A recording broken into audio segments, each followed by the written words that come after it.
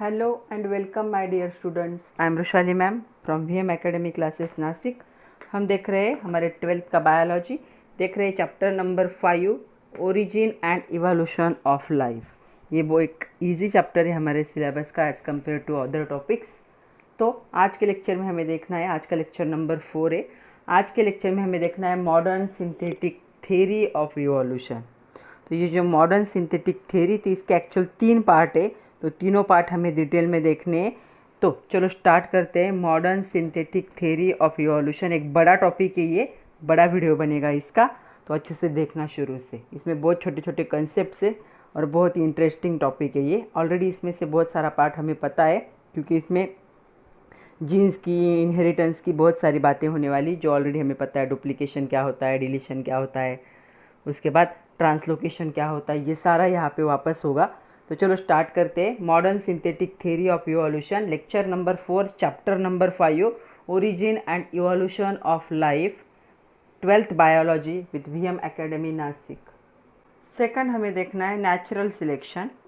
तो according to Darwin क्या था, natural selection is the main driving force behind the evolution. तो evolution के पीछे मेन ड्राइविंग फोर्स क्या है, वो है नेचुरल सिलेक्शन। नेचुरल सिलेक्शन मतलब जो फिट होगा वही क्या करेगा, सर्वाइव करेगा। तो ये तो डार्विन ने बताया था। The fittest will be the selective advantage and will be the more like produce offspring than the rest. जो फिट होगा वही क्या करेगा, सर्वाइव कर सकता है, वही उसके ऑफस्प्रिंग ही दुनिया में आ सकते बाकी की जगह पे। तो ये था नेचुरल सिलेक्शन। तो जो सर्वाइव कर सकता है उसकी रिप्रोडक्टिविटी भी इंक्रीज होगी, उसके नए स्पेसीज भी आएंगे और इवेंचुअली उसका इवोल्यूशन भी दिखेगा। तो ये अकॉर्डिंग टू डार्विन था नेचुरल सिलेक्शन। मतलब अगर किसी इंसान को ऐसे जगह पे छोड़ दिया जो कभी भी वहाँ पे नहीं रह सकता, वो अगर वैसे कंडीशन में भी सर्वाइव करता है तो उसे क्या कहेंगे हम, नेचुरल सिलेक्शन। जो वो फिट है इसलिए सर्वाइव कर सकता है, जो सर्वाइव करेगा उसका ही रिप्रोडक्शन होगा और वही इवोल्यूशन का पार्ट बन सकता है। तो यहाँ पे क्या होगा, देखो, जो नेचुरल सिलेक्शन होगा एक प्रोसेस होगी which is better adapted by organism to grow and produce more and more offspring in the population. तो एडेप्टेशन कर लेते हैं एनिमल्स, और एडेप्टेशन करते हैं मतलब वो क्या है, नेचुरली सिलेक्टेड होते, मतलब वो फिट होते, फिर वो क्या करते, वो अपना रिप्रोडक्शन करते, ग्रो करते, खुद वो अपना रिप्रोडक्शन करते, नंबर ऑफ ऑफस्प्रिंग बढ़ाते और अपना पॉपुलेशन बढ़ा लेते। जैसे हम ह्यूमन बीइंग है, हम ह्यूमन बीइंग क्लाइमेटिक कैसे भी कंडीशन में सर्वाइव कर सकते हैं। हमने अपनी ग्रोथ कर ली है, हमने क्लाइमेट को अडेप्ट कर लिया, ग्रोथ कर ली, और हमारे नंबर ऑफ स्पीसीज क्या है, अभी पॉपुलेशन में आ चुके हैं। तो इसे हम क्या कहेंगे, natural selection. It bring about evolution change. ये क्या ला सकते हैं, इवोल्यूशन चेंज ला सकते हैं in favourable differential reproduction of the genes. It bring about the change in genes frequency. और यही क्या कर सकते हैं, रिप्रोडक्शन थ्रू जीन में क्या लाएंगे, वेरिएशंस लाएंगे और जीन फ्रीक्वेंसी को क्या करेंगे, चेंज करेंगे जनरेशन टू जनरेशन। तो इसे क्या कहा जाता है, नेचुरल सिलेक्शन कहा जाता है। तो यहाँ पे जब भी नेचुरल सिलेक्शन होता है, जो हार्मफुल म्यूटेशंस होते हैं वो म्यूटेशन को कौन बैलेंस करता है, दूसरा म्यूटेशन बैलेंस करता है जो यूज़फुल होगा वो। ओके, कहाँ पे, अलेल में, हमारे जो जीन्स होते हैं उसमें। तो जो हार्मफुल होंगे वो हमारे बॉडी में प्रेजेंट रहते हैं एज ए रिसेसिव कैरेक्टर, मतलब वो हमारे जीन में प्रेजेंट होंगे, हमारे बॉडी स्ट्रक्चर में नहीं दिखेंगे, लेकिन जनरेशन टू जनरेशन वो कॉन्स्टेंटली क्या होते हैं, हार्मफुल म्यूटेशन प्रेजेंट ही होते, वो कभी ना कभी अराइज होंगे। तो नेचुरल सिलेक्शन का एक एग्जांपल आपके सामने है। मैंने यहाँ पे एक मौत का दिखाया है। आपकी टेक्स्ट बुक में जो डायग्राम है ना बहुत डार्क है, उसमें मौत है या ब्लैक कलर है वो दिखता भी नहीं है। तो ये डायग्राम देखो आप लोग। नेचुरल सिलेक्शन एनकरेज दो जीन्स और traits that assure highest degree of adaptation. जो एडेप्ट कर सकते हैं जीन्स उन्हीं को ही क्या किया जाता है, इनकरेज किया जाता है इन नेचुरल सिलेक्शन। जो हमारे बॉडी के जीन एडेप्ट करते हैं एनवायरमेंटल कंडीशन को, उनको ही क्या किया जाता है, इनकरेज किया जाता है। यहाँ पे आपके सामने एक एग्जांपल है नेचुरल सिलेक्शन का। जो ग्रेट ब्रिटेन है जहाँ पे इंडस्ट्रियलाइजेशन हुआ था इन 1845, तो ग्रे वाइट कलर के ग्रे वाइट विंग वाले मॉथ थे। मॉथ पता है आपको, उसे पतंग कहते या किड भी कहते। ओके, एक ऐसे बटरफ्लाई जैसा क्या होता है, ये ऑर्गेनिज्म होता है।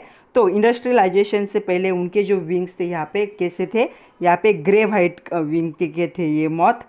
ओके, इनका नंबर ज़्यादा था और ब्लैक विंग जो थे उनका नंबर क्या था, कम था। इनका नंबर कम था, ब्लैक विंग वाले यहाँ पे दिख रहे होंगे, और वाइट विंग वालों का नंबर क्या था, ज़्यादा था। द मॉथ आर क्या हुए बाद में, डे बाय डे क्या हुआ उनका, जो वो क्या करते थे, डे टाइम में क्या करते थे, रेस्ट करते थे on the trunk of tree पे रेस्ट करते थे। White wing moth can hide in the background well with the lichen covered tree that help them to escape from the predator birds. तो जो लीचन होते थे प्लांट पे, उस लीचन के पीछे ये वाइट मॉथ क्या करते थे, छिप जाते थे, ताकि वो क्या हो सके, बर्ड से उनको प्रोटेक्ट हो सके, क्योंकि बर्ड इनको खा लेते थे। ओके, तो क्या हुआ उसके बाद देखो, जो ऑन द अदर हैंड जो ब्लैक विंग जो होते मॉथ, वो रेस्ट करते थे ऑन लीचन कवरिंग, लीचन का जो ऊपर का कवर था, ट्री के जो ट्रंक थे उस पर लीचन जो आते थे उस पर वो क्या करते थे, वहाँ पे रहते थे और वहाँ पे हाइड होते थे, और क्या करते थे, जो बर्ड्स थे वो बर्ड्स उनको खा लेते थे, क्योंकि वो इसलिए उनका नंबर कम था, और वाइट वाले छिप जाते थे, इसलिए उनका नंबर क्या था, ज़्यादा था। ड्यूरिंग इंडस्ट्रियलाइजेशन, जब इंडस्ट्रियलाइजेशन हुआ ब्रिटेन में, तब क्या हुआ, large number of industries are come in the Great Britain and they, जो ब्लैक सूटी स्मोक थी वो क्या हो गई, यहाँ पे निकलने लगी, और उन्होंने क्या कर दिया, सारे लीचन को किल कर दिया। हमें पता है लीचन्स क्या होते हैं, वो पोल्यूशन सेंसिटिव होते हैं, पोल्यूशन में ग्रो नहीं कर सकते।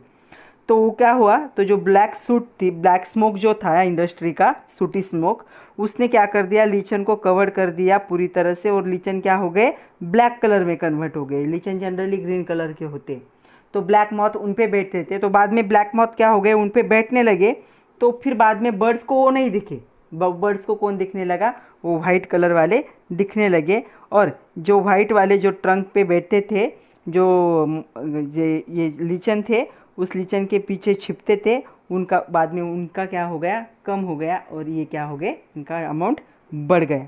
तो ऐसा एक एग्जाम्पल दिया है आपके टेक्स्ट बुक में नेचुरल सिलेक्शन का। तो प्रीडेटर ने क्या कर दिया, मतलब जो बर्ड्स थे उन्होंने ब्लैक को बाद में बढ़ा दिया और इनको कम कर दिया, इनको खा लिया मतलब। तो ये एक नेचुरल सिलेक्शन का एग्जाम्पल है। इन शॉर्ट नेचुरल सिलेक्शन क्या है, जिसकी बॉडी किसी भी हार्श कंडीशन में क्या करेगी, एडाप्टेशन दिखाएगी, मतलब उसमें सर्वाइव कर जाएगी, वो क्या कर सकता है, उसे नेचर ने सिलेक्ट किया है, ऐसा कहा जाता है। उसके जनरेशन टू जनरेशन क्या आएंगे, उसके बॉडी में वो चेंजेस आएंगे। सपोज़ अभी मुझे थोड़े से मॉइस्ट एरिया में रहने की आदत है, और मुझे कभी किसी डेजर्ट में छोड़ दिया तो थोड़ी दिनों तक मुझे दिक्कत होगी वहाँ रहने में। ओके, 1 महीना, 2 महीने, 4 महीने, उसके बाद मुझे आदत लग जाएगी मेरे जीन्स को, मेरे बॉडी को। सपोज़ वहीं पे रह के मेरे नेक्स्ट जनरेशन बनते हैं, तो उनके बॉडी में वो एडाप्टेशन अपने आप आ जाएगा, क्योंकि उनके जीन में वो प्रेजेंट था। इसे क्या क्या कहोगे, नेचुरल सिलेक्शन। थर्ड देखना है हमें isolation. Isolation is the separation of population of a particular species into the small unit which prevent interbreeding between them. तो सपोज़ यहाँ पे मैं आप लोगों को एक अच्छा एग्जांपल दे के समझाती हूँ। सपोज़ कोई इंडियन मेल है या इंडियन फीमेल है, तो यहाँ के एनवायरनमेंट में उनको रहने की आदत है, उनके जीन का टाइप क्या होगा, यहाँ के टाइप का होगा। अगर वो किसी फॉरेनर के साथ मैरिज कर लेते हैं और उनके जो ऑफस्प्रिंग आएंगे, तो उसे क्या कहें, वो एक एग्जांपल होगा आइसोलेशन का। मतलब उनके जीन्स में क्या आएंगे, अभी वेरिएशंस आएंगे। तो क्या होगा, isolation is the separation of the population. मतलब पॉपुलेशन में से क्या हो गया, एक जो ऑर्गेनिज्म है यहाँ से क्या हो गया, सेपरेट हो गया। Separation of population of a particular species, एक ही स्पेसीज यहाँ से क्या हो गई, सेपरेट हो गई in small unit. Small unit में चले गए, मतलब सिंगल, एक सिंगल कोई भी इंडियन गर्ल है, सपोज उसने किसी फॉरेनर से शादी कर ली, तो ये यहाँ से क्या हो गई, चली गई। Which prevent interbreeding between them. तो मैरिज के बाद क्या हुआ, उनके बीच में इंटरब्रीडिंग हुआ, और क्या हुए, इनके जीन्स का जो होगा फ्लो, वो क्या हुआ, चेंज होगा। उनके आने वाले जो ऑफस्प्रिंग होंगे उनमें दोनों के मिक्स जीन होंगे, तो जीन का फ्लो हो गया, तो इसे क्या कहा जाता है, आइसोलेटिंग मैकेनिज्म कहा जाता है। Okay, number of isolating mechanism are operated in nature. हमारे नेचर में नंबर ऑफ क्या है, यहाँ पे आइसोलेटिंग मैकेनिज्म अवेलेबल है, उनमें से दो टाइप में उसको डिवाइड किया जाता है। पहला टाइप होगा ज्योग्राफिकल आइसोलेशन और दूसरा टाइप होगा रिप्रोडक्टिव आइसोलेशन। तो ज्योग्राफिकल आइसोलेशन क्या होगा? It is called a physical isolation. Physical मतलब जो भी ऑर्गेनिज्म होगा फिजिकली एक जगह से दूसरी जगह पे क्या होगा, चला जाएगा। It occurs and origin population is divided into 2 और मोर ग्रुप्स। जब ओरिजिन पॉपुलेशन क्या होता है, 2 या 3 ग्रुप में क्या होता है, डिवाइड होता है। अभी ऐसा होता नहीं है, लेकिन पुराने ज़माने में क्या होते थे, जो भी लोग थे वो ऐसे क्या करते थे, थोड़ा थोड़ा ग्रुप करके रहते थे और बार बार वो क्या करते थे, अपना लोकेशन चेंज करते थे, मतलब माइग्रेशन करते थे एक जगह से दूसरे जगह पे। तो तब ये ऐसा पॉसिबल था। डिवाइडेड इंटू 2 और more groups by geographical barrier such as river, ocean, mountain, उसके बाद ग्लेशियर। इसकी वजह से क्या करेंगे, ये जो ऑर्गेनिज्म होंगे वो क्या करेंगे, अपनी जो पोजीशन है, अपनी जगह क्या करेंगे, फिजिकली चेंज करेंगे, जोग्राफिकली चेंज करेंगे। This barrier prevent interbreeding between the isolated group. तो जो आइसोलेटेड, जो सेपरेट हो गया, उनके बीच में इंटरब्रीडिंग होगा ही नहीं। सपोज यहाँ पे 100 टाइप के स्पेसिस थे, ये 100 टाइप के स्पेसिस 25, 25, 25, 25 ऐसे 4 जगह पे डिस्ट्रीब्यूट हो गया। तो इनके बीच में कभी इंटरब्रीडिंग हो ही नहीं सकता। अगर एक साथ रहते तो इंटरब्रीडिंग पॉसिबल था, लेकिन इनके बीच में कभी इंटरब्रीडिंग हो ही नहीं सकता, इनके बीच में कभी मैटिंग हो ही नहीं सकता। तो ये मैटिंग को क्या करता है, ये ज्योग्राफिकल आइसोलेशन प्रिवेंट करता है। The separation group are expose to the different kind. तो ये सेपरेटेड ग्रुप क्या है, अलग अलग काइंड में क्या होंगे, डिफरेंट होंगे। सपोज ये पानी वाले रीजन में चले गए, ये धूप वाले रीजन में चले गए, ये आइस वाले रीजन में चले गए, ये और कहीं चले गए, मॉइस्ट एरिया में चले गए। तो अलग अलग एनवायरमेंटल कंडीशन में ये जाएंगे, तो अलग अलग फैक्टर इनके जीन्स पे क्या करेंगे, इफेक्ट करेंगे। वो वहाँ की क्या करेंगे, ट्रेट को एक्वायर कर लेंगे, उनमें वैसे उस टाइप का म्यूटेशन आ जाएगा उनके जीन्स में। Okay, this separation of population develop distinct gene pool. तो इनके जीन पूल क्या होंगे, अलग अलग बन जाएंगे और इसे कहा जाएगा जियोग्राफिकल आइसोलेशन। इसे इसका एग्जाम्पल है डार्विन्स फिंचेस। तो जो डार्विन्स फिंचेस है वो इसका एग्जाम्पल है। तो देखो एक एग्जाम्पल है डार्विन्स फिंचेस का, आपके टेक्स्ट बुक में कुछ डिटेल में दिया तो नहीं है, लेकिन हम देख लेते हैं। ये देखो एक ही टाइप का बर्ड था, ओके, लेकिन इसका क्या होगा, अलग अलग जोग्राफिकल जो हो गए एरिया, वहाँ पे उसने अपने आप को क्या कर लिया, डिस्ट्रीब्यूट कर लिया, कोई अलग अलग जगह पे चले गए। ओके, तो ये अलग अलग जगह पे जाने के बाद वहाँ के एडेप्टेशन को उन्होंने क्या कर लिया, एडाप्ट कर लिया, वहाँ के एनवायरमेंटल कंडीशन के हिसाब से अपने आप को एडाप्ट कर लिया। तो देखो उनका जो बीक है, बीक का अगर एरिया देखोगे आप तो उसमें कितने सारे चेंजेस आए हैं, इसे डार्विन फिंचेस कहा जाता है। ओके, तो ये ज्योग्राफिकल आइसोलेशन की वजह से हो रहा है। ज्योग्राफिकली क्या हो गया, आइसोलेशन मतलब सेपरेशन। अभी आइसोलेशन तो कोरोना की वजह से हमें सबसे ज़्यादा पता है, आइसोलेशन मतलब क्या है, सेपरेशन। 100 लोगों का ग्रुप था, 25 ग्रुप में अलग अलग जगह पे चले गए, उस एनवायरमेंटल कंडीशन को क्या कर लेंगे, अपने बॉडी में अडेप्ट कर लेंगे और उसके हिसाब से उनके जीन्स आएंगे और उनके ऑफस्प्रिंग भी ऐसे ही बनेंगे। तो यहाँ पे देखो एक ही टाइप का बर्ड था, आइसोलेशन की वजह से अलग अलग जगह पे चला गया और उनके अलग अलग जोग्राफिकल चेंजेस और एनवायरमेंटल कंडीशन की वजह से अलग अलग कंडीशन को अडेप्ट कर लिया और वो ऐसे बन गए और इन्हें नेचर ने इनको सिलेक्ट भी कर लिया। इसे नेचुरल सिलेक्शन भी कह सकते हैं, नेचर के हिसाब से इन्होंने अपने आप को ढाल लिया हुआ इसी कंडीशन में। ओके, तो इसे कहा जाता है डार्विन फिंचेस। दूसरा हमें देखना है रिप्रोडक्टिव आइसोलेशन। देखो यहाँ पे reproductive isolation occurs in change in genetic material. जब जेनेटिक मटेरियल में चेंज होता है, जेनेटिक मटेरियल में, तब क्या दिखेगा, ये दिखेगा हमें। तो change in genetic material. So reproductive isolation occurs due to change in genetic material, या फिर जीन पूल में भी कभी कभी चेंज हो सकता है क्योंकि आइसोलेशन स्पेसिस सेपरेट हो रहे हैं। And structure of the genital organ, कुछ जेनाइटल ऑर्गन जो होते हैं उनमें भी क्या होता है, थोड़ा सा सेपरेशन होता है। जेनाइटल ऑर्गन पता है आप लोगों को, जो इसमें यूज़ होंगे, मैटिंग में यूज़ होंगे, उनको जेनाइटल ऑर्गन कहा जाता है। तो जेनाइटल ऑर्गन जो होते हैं उनमें भी क्या होते हैं, चेंजेस आते हैं। It prevent interbreeding between the population. ये क्यों हो रहा है, क्योंकि इंटरब्रीडिंग जो पॉपुलेशन था वो क्या हो चुका है, प्रिवेंट हो चुका है, क्योंकि आइसोलेशन हो चुका है। तो इसे हम कहेंगे रिप्रोडक्टिव आइसोलेशन। रिप्रोडक्टिव आइसोलेशन का कब दिखेगा, change in genetic material, genetic pool and structure of the genital organ. तो इसमें इसकी वजह से दिखेगा, it prevent the interbreeding between the population.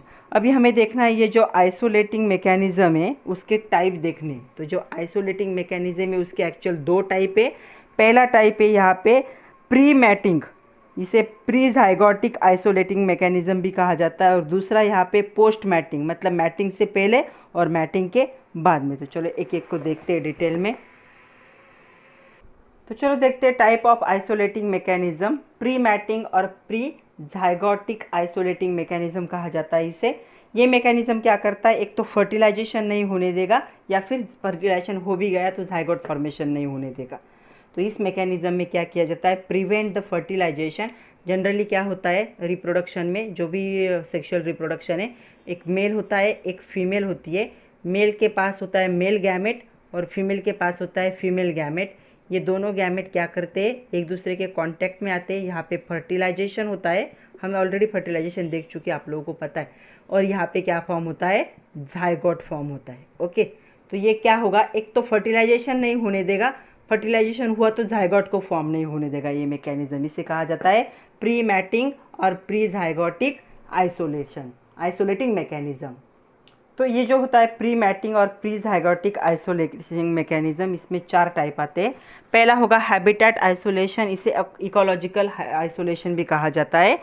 Members of the population living in the same geographical region but occupy separate habitat so that potential mate do not meet। तो क्या है, same habitat में रहते हैं ऐसे ऑर्गेनिज्म, लेकिन वो क्या है, अलग अलग ज्योग्राफी, क्या है सेम ज्योग्राफिकल रीजन में रहेंगे लेकिन उनके हैबिटेट क्या है, अलग अलग है। तो ये क्या कर सकते हैं, एक दूसरे के साथ मैटिंग नहीं कर सकते। जैसे ह्यूमंस बीइंग थे तो ह्यूमन बीइंग के साथ ही मैटिंग करेंगे, डॉग के साथ ही मैटिंग करेंगे, कैट के साथ ही। तो कैट और डॉग का मैटिंग कभी हो नहीं सकता। तो क्या होगा, उनका हैबिटेट क्या है, डिफरेंट है, या उनका इकोलॉजी क्या है, उनकी डिफरेंट है। इसे कहेंगे हैबिटेट और इकोलॉजिकल आइसोलेशन। वो आइसोलेटेड है, सेपरेट है, एक ही एनवायरनमेंट में रहते हैं लेकिन एक दूसरे के साथ मैटिंग नहीं कर सकते क्योंकि उनका हैबिटेट क्या है, डिफरेंट है। दूसरा आता है यहाँ पे सीजनल और द टेम्पोरल आइसोलेशन। सीजनल और टेम्पोरल आइसोलेशन कहेंगे। Members of the population living in the same geographical region, यहाँ पे भी सेम जोग्राफिकल रीजन में क्या करते हैं, ये रहते हैं, but are sexually matured at the different years और different time of the years. But उनका क्या होता है, सेक्सुअली जो होता है मैच्योर होने का टाइम वो क्या होता है, डिफरेंट टाइप पे होता है, सीजनल होता है।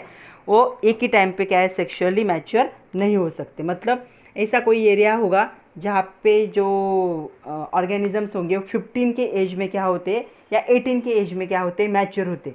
और कहीं दूसरे पे जाओगे तो 21 के एज में क्या होते हैं, सेक्सुअली मैच्योर होते हैं। तो उनका जो ईयर है वो मैच नहीं होता। तो इसे कहेंगे हम सीजनल और टेम्पोरल आइसोलेशन। अपने आप क्या हो रहा है, मैटिंग को अवॉइड कर रहे हैं।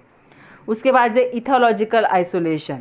Due to specific mating behaviour the members of population do not mate. जैसे हम ह्यूमन बींग में एक स्पेसिफिक मैटिंग का बिहेवियर होता है, उस जो उसके बगैर मैटिंग हो नहीं सकता, जैसे कि मैरिज कह सकते हो। उसके बाद है मैकेनिकल जो आइसोलेशन होता है। मैकेनिकल आइसोलेशन में क्या आएगा, members of two population have different in the structure and reproductive organ. तो यहाँ पे क्या होते हैं, मैकेनिकल, उनके रिप्रोडक्टिव ऑर्गन ही क्या होते हैं, डिफरेंट होते हैं, उनके बॉडी का स्ट्रक्चर ही अलग होता है, तब भी वो मैटिंग नहीं कर सकते। तो ये चारों बातें क्या करेंगे, इस प्री मैटिंग या प्री जाइगोटिक आइसोलेटिंग मैकेनिज्म को क्या करेंगे, अवॉइड करने में हेल्प करेंगे। सेकंड हमें देखना है पोस्ट मैटिंग और पोस्ट जाइगोटिक बैरियर। मतलब मैटिंग होने के बाद, जाइगोट फॉर्म होने के बाद जो बैरियर होगा वो देखना है। तो इसमें सबसे पहला है गैमेट मॉर्टेलिटी। तो gamete have the limiting life span. तो आप लोगों को पता होगा कि हम ह्यूमंस में जो लाइफ स्पैन होता है, जो स्पर्म होता है, उस स्पर्म का लाइफ स्पैन जो होगा, ज़्यादा से ज़्यादा कितना हो सकता है, 12 आवर हो सकता है। अगर 12 आवर में जो स्पर्म होता है स्पर्म 1 तक पहुंचेगा तो क्या हो सकता है, उनमें फर्टिलाइजेशन हो सकता है। अदरवाइज ये स्पर्म अपने आप क्या हो जाता है, किल हो जाता है, मर जाता है अपने आप। मतलब जो होंगे गैमेट जो होते हैं, उस गैमेट की लिमिटेड लाइफ स्पैन होती है। जो एक फॉर्म होता है, एक फॉर्म होने के बाद अगर उसी टाइम पे उससे स्पर्म मिला तो वो क्या करेगा, फर्टिलाइजेशन करेगा। अदरवाइज जो मेंस्ट्रुअल साइकिल होता है उसके थ्रू एक क्या होता है, बॉडी के बाहर निकल जाता है फीमेल्स में, ह्यूमन की बात कर रही हूँ मैं। मतलब जो गैमेट होंगे मेल और फीमेल गैमेट, उनका लिमिटेड लाइफ स्पैन होता है। ड्यू टू वन और other reason, if union of these two gamete does not occurs in the given time, it results in gamete mortality। mortality मतलब वो destroy हो जाएंगे। अगर 12 आवर के बीच में, अगर 12 आवर इतनी स्पर्म की लाइफ है, उसी टाइम पे उसे एक मिला तो दोनों मिलके फर्टिलाइजेशन करेंगे। लेकिन अगर 12 आवर के बीच में वो किसी एक के कांटेक्ट में नहीं आता है तो अपने आप क्या होगा, उस गैमेट की मॉर्टेलिटी होगी, मतलब वो अपने आप क्या हो जाएगा, डिस्ट्रॉय हो जाएगा, ख़त्म हो जाएगा। तो ये होगा पोस्ट मैटिंग बैरियर। दूसरा है जाइगोट, जाइगोट स्टेरिलिटी नहीं, यहाँ पे जाइगोट मोर्टेलिटी है, सॉरी, जाइगोट मोर्टेलिटी।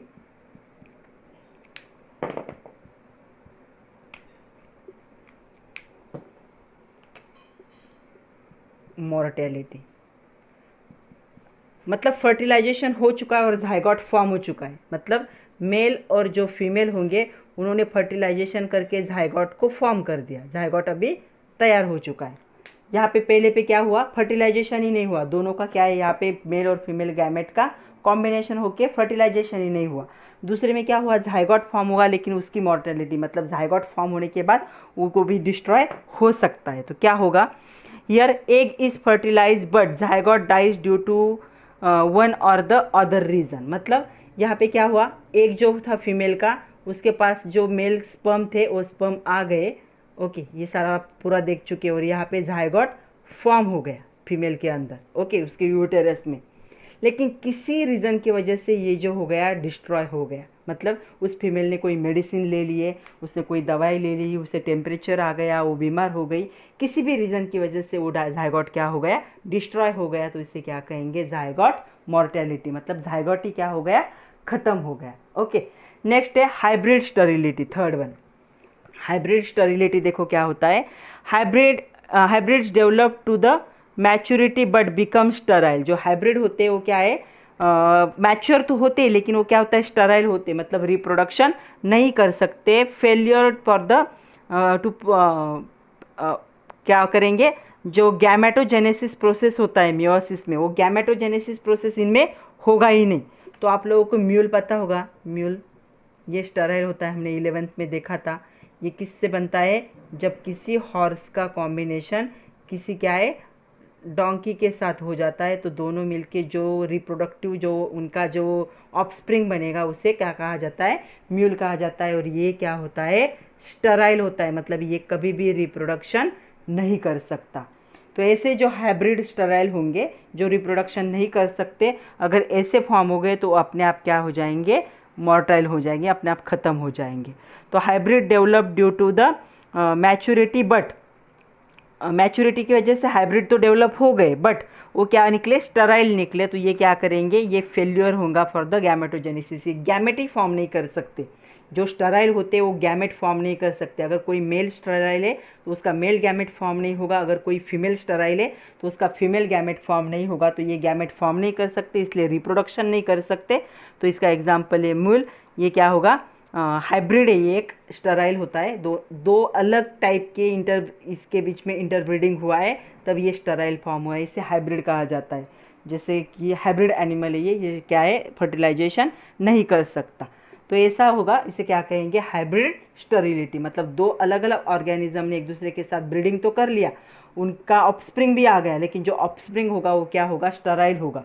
वो तो ना ही इसका टाइप का है, ना ही इस टाइप का है, ना ही वो हॉर्स के टाइप का है, ना ही डोंकी के टाइप का है, वो अलग ही टाइप का है। तो वो क्या है, स्टेराइल है, उसमें किसी भी टाइप का गैमेट फॉर्म नहीं हो सकता।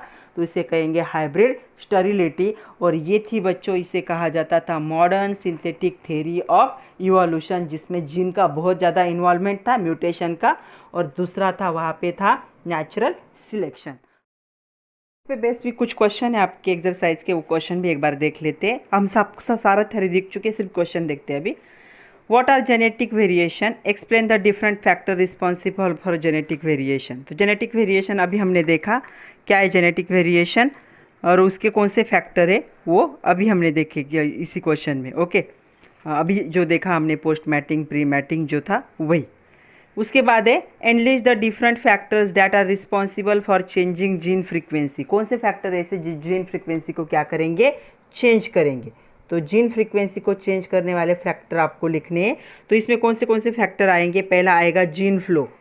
ओके, जीन फ्लो क्या कर सकता है, इसे अफेक्ट कर सकता है, जिसे माइग्रेशन कहा जाता है। फिर जेनेटिक ड्रिफ्ट, ये भी देख चुके हम, जेनेटिक ड्रिफ्ट जो है ये क्या करता है, जीन फ्लो फ्रीक्वेंसी को। उसके बाद नेचुरल सिलेक्शन, ये सेकंड है। थर्ड क्या होगा, नेचुरल सिलेक्शन। आपके टेक्स्ट बुक में सब कुछ दिया है, वहाँ से भी आप लोग लिख सकते हो, मैं सिर्फ आपको पॉइंट दे रही हूँ कौन से पॉइंट लिखने। उसके बाद फोर्थ होगा म्यूटेशन। तो ये जो चार है, ये चार क्या कर सकते हैं, जीन फ्रीक्वेंसी को क्या कर सकते हैं, चेंजिंग के लिए रिस्पॉन्सिबल है। इनको आप डिटेल में लिख सकते हो। नेक्स्ट क्वेश्चन है, if variations occurs in a population by chance alone and not by natural selection. मतलब बाय चांस क्या हुआ, वेरिएशंस आया पॉपुलेशन में खुद की वजह से, नेचर की वजह से नहीं। Bring change in frequencies of allele, what is it called. तो यहाँ पे अलेन में अलेल की फ्रीक्वेंसी में चेंज आएगा क्या, नेचुरल सिलेक्शन से नहीं चेंज हुआ है, ये क्या हुआ है, अलोन चेंज हुआ है, मतलब ऑर्गेनिज्म की वजह से ही चेंज हुआ है। If the variations in populations occur by chance alone and not natural selection, it bring about the chance in the frequencies of allen। तो यहाँ पे चांस है कि अलेन की फ्रीक्वेंसी क्या होगी, चेंज होगी, और उसे क्या कहा जाता है, जेनेटिक ड्रिफ्ट कहा जाता है। ओके, नेक्स्ट क्वेश्चन है, बाय टेकिंग इंडस्ट्रियल मैलानिज्म, यहाँ पे मैकेनिज्म चाहिए था, as one example explain the concept of natural selection. तो जो मैंने आपको मौत का एग्जाम्पल बताया था ग्रेट ब्रिटेन का, उस एग्जाम्पल को आपको क्या करना है, डिटेल में लिखना है। आपके टेक्स्ट बुक में भी वो दिया है, इस क्वेश्चन का आंसर ओ होगा। उसके बाद आपके टेक्स्ट बुक का और एक क्वेश्चन है, व्हाट इज़ आइसोलेशन। आइसोलेशन क्या है, ऐसा पूछा गया है। तो आइसोलेशन भी हम देख चुके हैं क्या है, different type of the reproductive isolation. तो रिप्रोडक्टिव आइसोलेशन को भी आप क्या कर सकते हो, लिख सकते हो वहाँ से, बड़ा क्वेश्चन है ये। उसके बाद एक कैन यू टेल करके क्वेश्चन है आपकी टेक्स्ट बुक में, page number 103। What is variation. तो वेरिएशन क्या है, चेंज इन जीन और genetic frequency is known as variation. दूसरा क्वेश्चन है, व्हाट इज़ जीन फ्रीक्वेंसी। तो जीन फ्रीक्वेंसी की डेफिनेशन मैंने तो वीडियो के स्टार्ट में ली, वो आप लोग यहाँ पे लिख सकते हो। Why variations occurs in population. तो पॉपुलेशन में वेरिएशंस क्यों आते हैं, वो पूछा गया है यहाँ पे।